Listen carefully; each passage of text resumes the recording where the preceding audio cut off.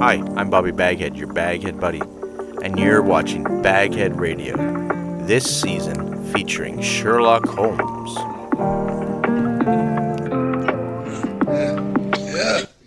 Yeah, what is it, woman? George, I'm ill. I've got to get medicine.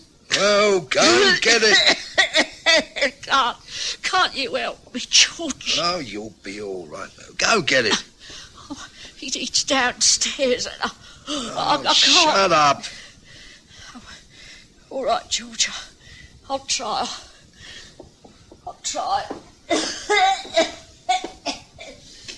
to keep trying. I didn't think it would ever be as bad as this. What an end. But it is the end. Do we have to pay an even greater price? I wonder. Well, we shall see. Ow!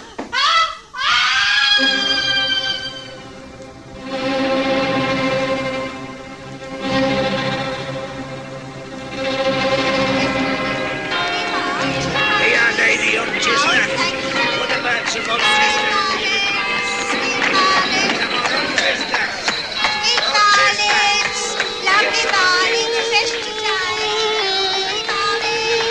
We present the stories of Sherlock Holmes.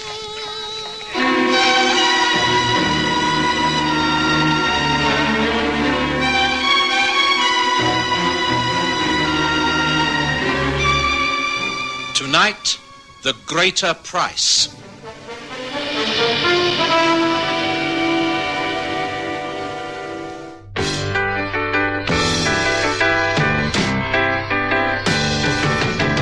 Soek jy dit? Vryf jy dit? Sien jy dit? Vergelyk jy dit? Ek het 'n hamburger gewen. Ja, die Wimpy, dis 'n groot fees. Scratch and match spel is 'n groot fees. Groter as wat jy gedink het. Wen R25 of 'n onvergeetlike reis na Disney World met die Wimpy. Dis 'n groot fees scratch and match spel. By 'n Wimpy. Nou!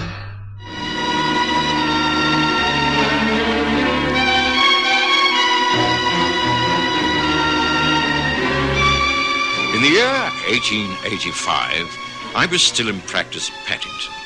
I was living at Baker Street and slowly building up a reputation as a general practitioner. Holmes had already achieved some quite considerable fame, and our friendship was already settling down to a solid partnership. I was growing used to his untidiness and eccentricities, and he was tolerating my steady respectability. I never interfered with his work, and he was frankly not interested in mine. But there was this one case where our interests seemed to overlap. It started when I was called out to the home of George and Emma Baker. Emma was an old patient of mine, and she'd had a nasty fall down a flight of stairs. Now, Emma, there's nothing broken, thank goodness, but you're getting a little too old to take these falls. You must rest in bed until I tell you to get up and take a little exercise. You're very badly bruised. Oh, I'm all right. It was silly of me, really. I should have made sure the gas was on the landing. I must have tripped over the rug. Well, you shouldn't have been out of bed anyway. Well, I had to get me medicine. You should have insisted that your husband get it for you. Oh, was that not a good it does to ask him for help? Oh, dear, Dr. Watson, things have reached a desperate state. Oh, you mustn't give in.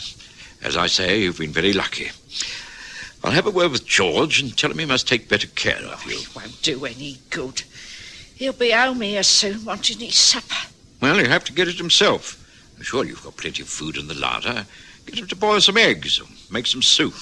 He'll be off down the road to the Rose and Crown. Spends more time and money in that place than he does in his own home. Emma? Emma, you all right? The doctor's here.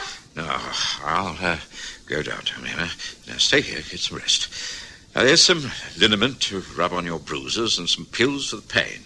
You'll be as right as rain as long as you take it quietly. Thank you, Doctor. There. Yeah, that's everything. I'll call in again in a couple of days' time. Just rest most of the time. Good day to you. Goodbye, Dr. Watson, and thank you.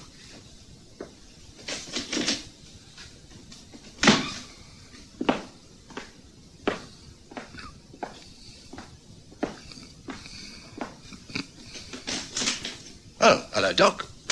How's the old girl? Oh, severely shaken. You really must take more care of her. She works too hard and she isn't a very strong woman. She's been lucky on this occasion, but she's got to take care. And it's up to you. You know what she's like. She'll be up and about in no time. She moans a bit, but she always comes through. Trouble is the money's running out a bit.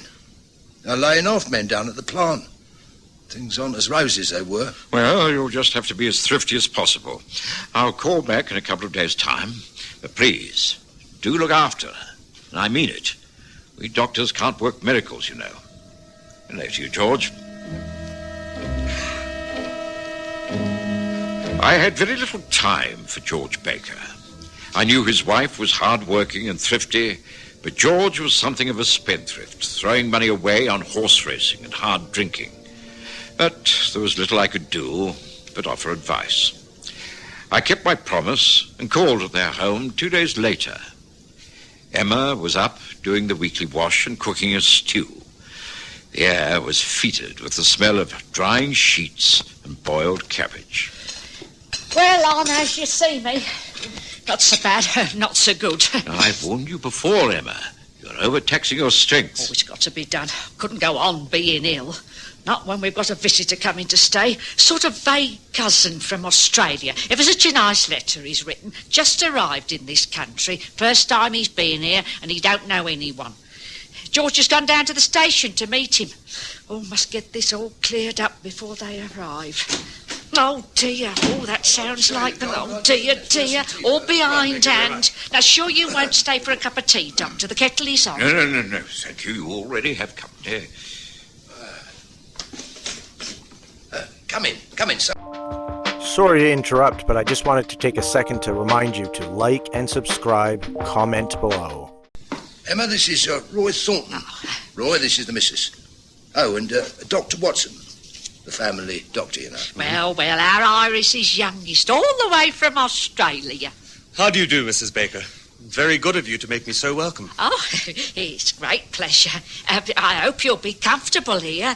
We're only working class, you know, rough and ready. But you can treat the place like home for as long as you like. Thank you. It's very good of you. Well, look, the missus obviously isn't ready for us at the moment. Why don't you dump all your cases in the spare room and let's stroll down to the Rose and Crown for a pint? Might as well introduce you to the English pubs. One of the prides of the country. No good, asking you to join us, is it, Dr. Watson? I'm afraid not. I must get about my rounds. Good day to you, Mr. Thornton. Bye, Emma. Don't forget my advice. Bye-bye for now.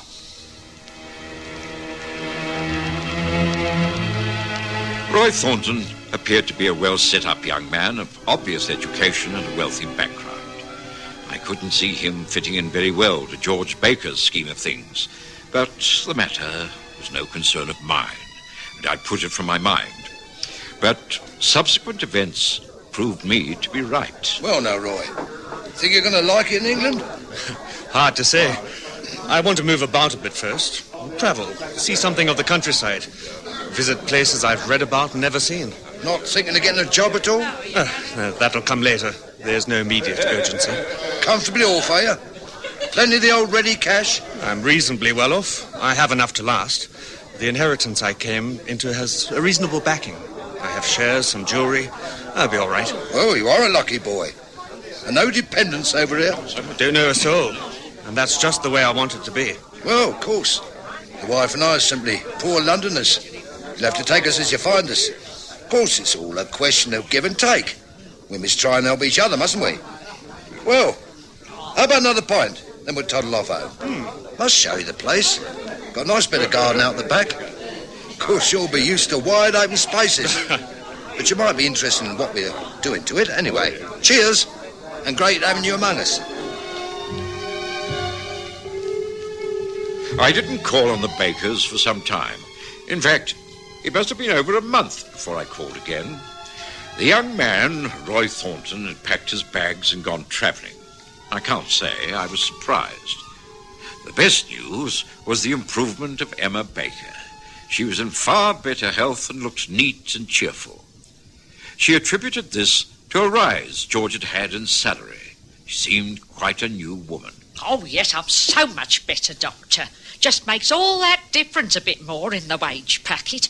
And really, George has been so much better about things. You should see what he's done out there in the garden. Look, a new shed is just erected. Going to have me own pot plants, geraniums and such like. And a bit of a lawn plan too. Oh, I'm really glad to see this improvement, Emma. Quite like old times, seeing the sparkle back in your eyes again. Oh, yeah, I'm all right now. No troubles at all. Now, you will stay and have a cup of tea this afternoon, won't you?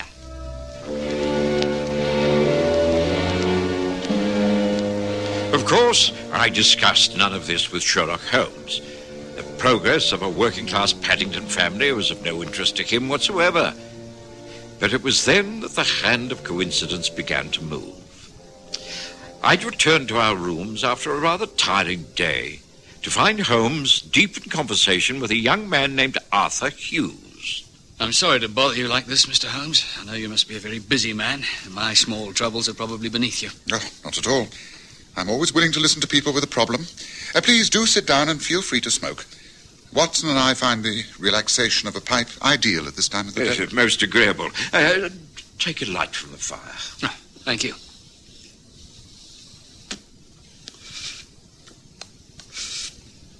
Well, I arrived in this country only a few weeks ago. Met a fellow on the ship coming over. We sort of chummed up and agreed to meet and travel up to Scotland together. We'd neither of us been here before, and to have a friend to travel with was quite an adventure. Well, this fellow, Roy Thornton is his name, has disappeared. Excuse me, but did you say Roy Thornton? Yes, that's right. Why? Nothing. Carry on. Well, I left a forwarding address with Roy, and he said he'd get in touch. He was planning to stay with some distant relatives in some part of the city. Well, he just hasn't written, and I know there is uncollected mail from Australia waiting for him at his bank. It's all rather puzzling. I'm sure something must have happened to him.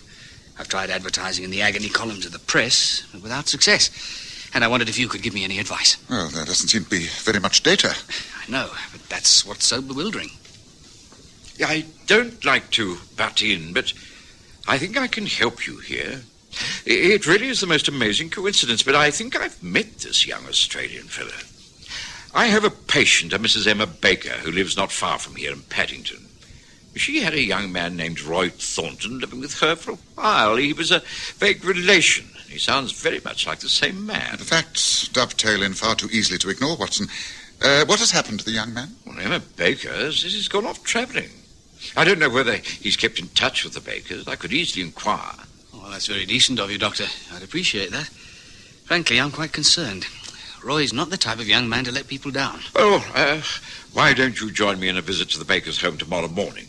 If you care to come here at 9:30, I can make it the first call of the day. Ah, thank you. I think that's a very good plan. And perhaps an even better plan would be for me to accompany you two gentlemen. I have been known to pick up a few clues where others have failed. At 9:30, did you say, Watson? Then 9:30 it is. And now, a glass of brandy all round to round off the evening, don't you think?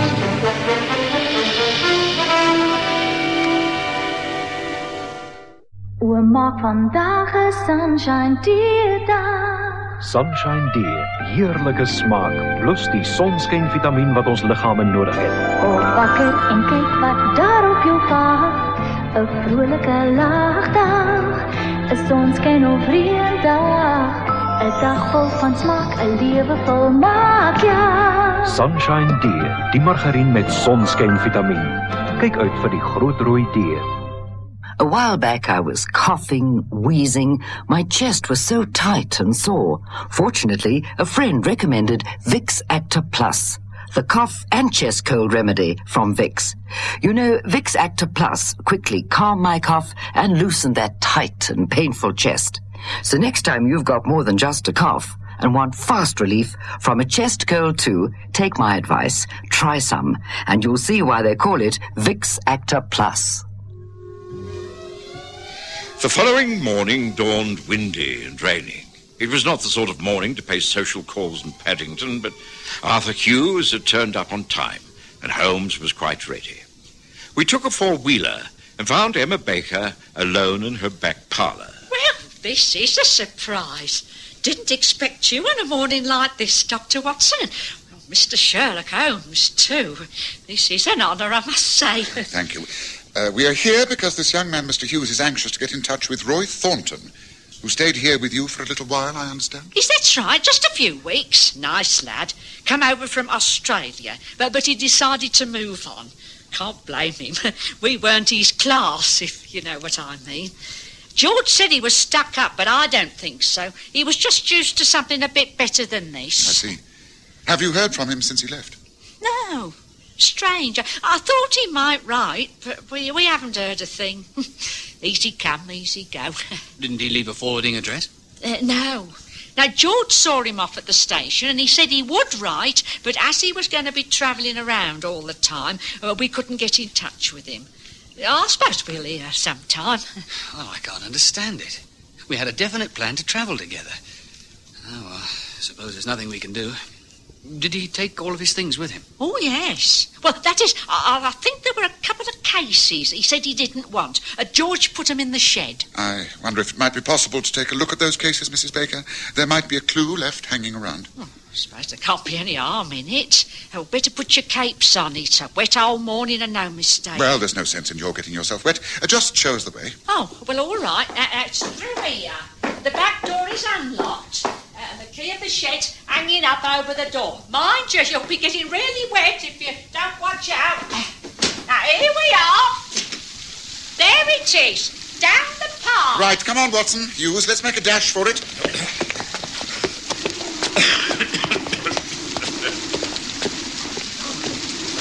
Here we are.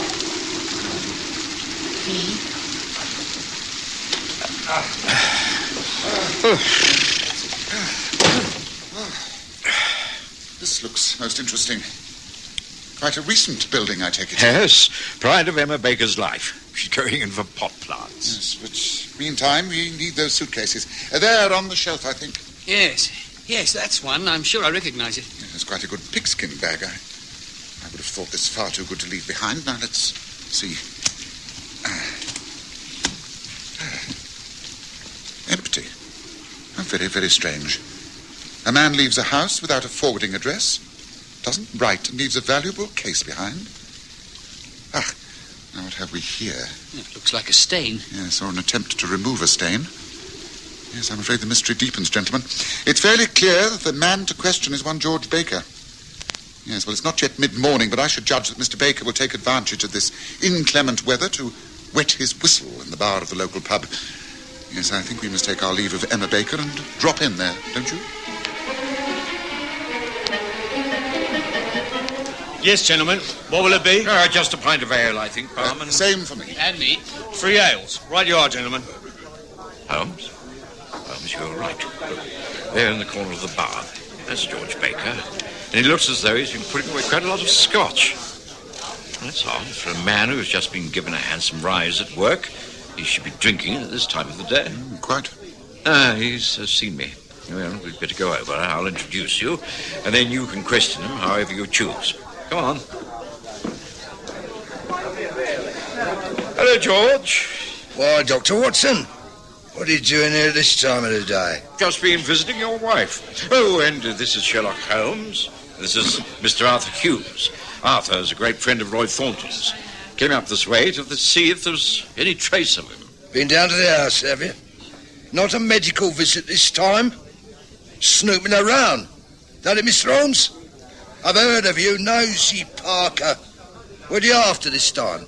The answer to that is the whereabouts of Roy Thornton. He seems to have disappeared. Oh, who says so? He's a free man with a lot of money. Able to move about all over the world if he wants to. Wife and I weren't good enough for him, so he packed up and left. Simple as that. It's on the 12th of September, about 8:30 in the evening at Paddington Station. Had he much luggage with him? As he wasn't planning to come back, I think he had all of it. All except a couple of suitcases you placed carefully away in your new shed. Isn't that so? Now, look here. What is this cross-questioning? I tell you the fella's gone. Cleared out. We don't know where he is, and that's a fact. So keep your nose out of my affairs. That clear enough, Mrs. Sherlock Blooming Holmes?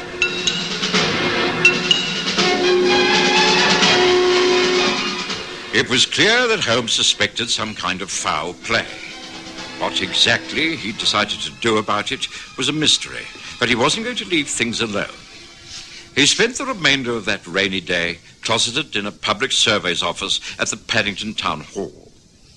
And the next morning, Mrs. Baker, once again, had a visitor. Good morning, madam. My name is Channing from the survey department. We're doing a survey on new road planning. This area has been chosen for examination. If the proposed plans are approved, it could be that part of your land will be requisitioned for development. Well, I don't think I understand. My husband and I own this place. You mean you could throw us out? Oh, it wouldn't be as drastic as all that. More than adequate compensation would be made. You would be a very wealthy woman. Oh, well, I don't know about this. This is our home. We like living here. Well, I must explain that this is purely in the exploratory stages. No plans have been finalised. But progress must go ahead, you know. Better roads, lighting, sewerage, all have to be considered. But I thought that was all going to happen on the outskirts. I mean, this is old established area. Just how much would be affected? Oh, it is impossible to judge at this stage. The whole back garden would probably have to go. Oh, well, our back garden? Oh, just when we got it looking so nice. Well, as I have said, this is purely an investigation. We thought that you should be told of our work. Might I suggest that you talk it over with your husband? Reassure him that everything will be taken care of. He will not be out of pocket in any way. Oh, that's as may be, but he's not going to like it, I can tell you that. Oh, just so we're getting everything right. It's not one thing, it's another. Now, we shall want to know more about this in full detail. Understand that, everything, in full detail.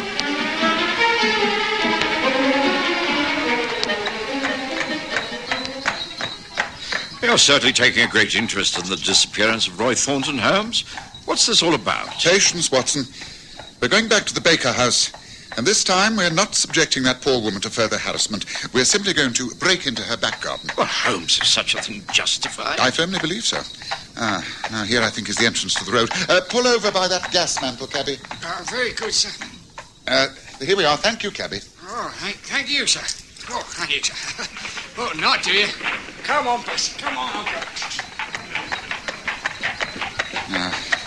There's a backyard gate in the fence. It should present no problem.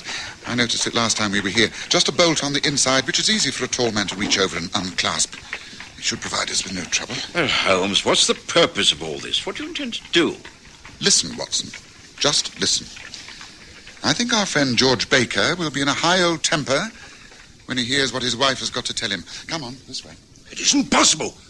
It can't be true. You can't mean it. George, I'm only telling you what the man told me. But they can't do this to us. You can't go around knocking down people's houses and building roads through their lands. Well, he said it was just an idea. The authorities were going into it. And if it all come to pass, then we should be adequately compensated. We'd be rich people. They'd buy the house, and we'd be able to move into a smaller place somewhere out of town. I tell you, I don't want to move. I can't move. Well, it's all just in the planning stages. I insisted that we'd be given adequate time and told the fullest details. I don't know hear any details. I tell you, should have told the man that we weren't interested and sent him about his business. But this was his business. He's from the Public Surveys Office. I don't believe it. Have you discussed it with the neighbours? Oh, not yet, but I suppose they'll be given the same opportunities as we are. But I really don't feel as badly about it as I did. And I've had time to think. Well, it might not be a bad move. Bad move? You must be out of your mind. Oh, I don't know. It is a big place for the two of us, and all those stairs. I've already had one bad fall. A little bungalow out in the country. Chipperfield way. I've always liked Chipperfield. Oh, come on, we'll talk about it later. Come and have some tea. I don't want no tea. I don't want anything but to stop this business going through. We've got to stop it. We can't ever leave this house. Get that through your head once and for all. But, dear, if we have to... We don't ever have to. It's impossible. We can't. We mustn't. Can't I make you see that? It'll be the end of me if they take over this place. Once they start pulling the place about, digging up the garden, it'll be the end of me. George, what are you talking about? The shed, I'm talking about the flaming shed. Once they take that down... What is this about the shed, George? I've always thought it was funny you suddenly putting it up like that. What's so precious about an old wooden shed? You can always get another. Don't you understand, woman? He's out there. Young Roy Thornton. We had a quarrel the night he was due to leave. I asked him to lend me some money. He refused. I lost my temper and ate him. I didn't mean to kill him. He hit his head on the side of the fireplace when he went down. George, you can't mean this. You've taken your medicine and gone to bed. I didn't know what to do. I took him out in the shed and buried him in the earth. The next day, I started to cement it over. He's out there, lying under a layer of cement. What can I do, Emma? What can I do? You must go to the police. Confess everything. It's the only way. Oh, what an end. I wondered if we'd ever have to pay an even greater price for happiness. Well, now I know.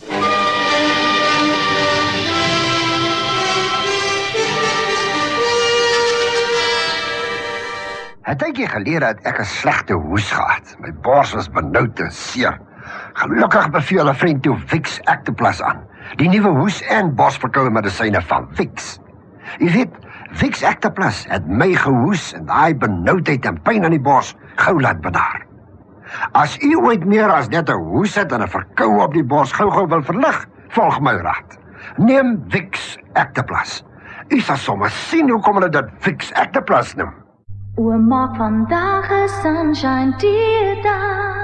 Sunshine D, heerlike smaak, plus die sonskynvitamien wat ons liggame nodig het. Kom wakker en kyk wat daar op jou wag. 'n Vrolike lagdag, 'n sonskyn of reëndag, 'n dag vol van smaak, 'n lewe vol maak, ja. Sunshine D, die margarien met sonskynvitamien. Kyk uit vir die groot rooi D. Sherlock Holmes and I overheard everything. When George Baker realized they'd been witnesses to his confession, he broke down completely. He took his wife's advice and gave himself up.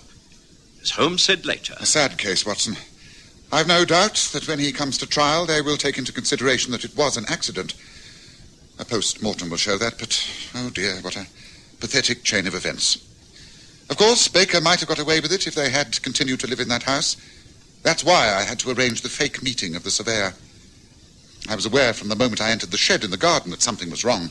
The cement so uneven, the pile of earth outside the window, the suitcases. As I say, a pathetic case.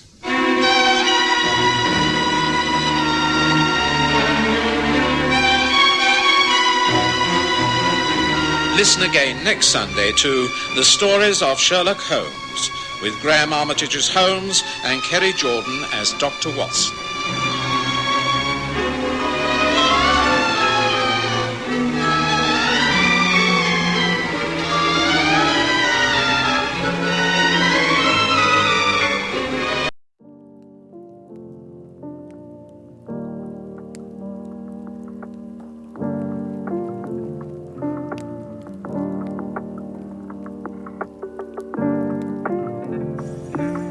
I'm Bobby Baghead, your Baghead Buddy, and you've been watching BagHead Radio. Please click like and subscribe.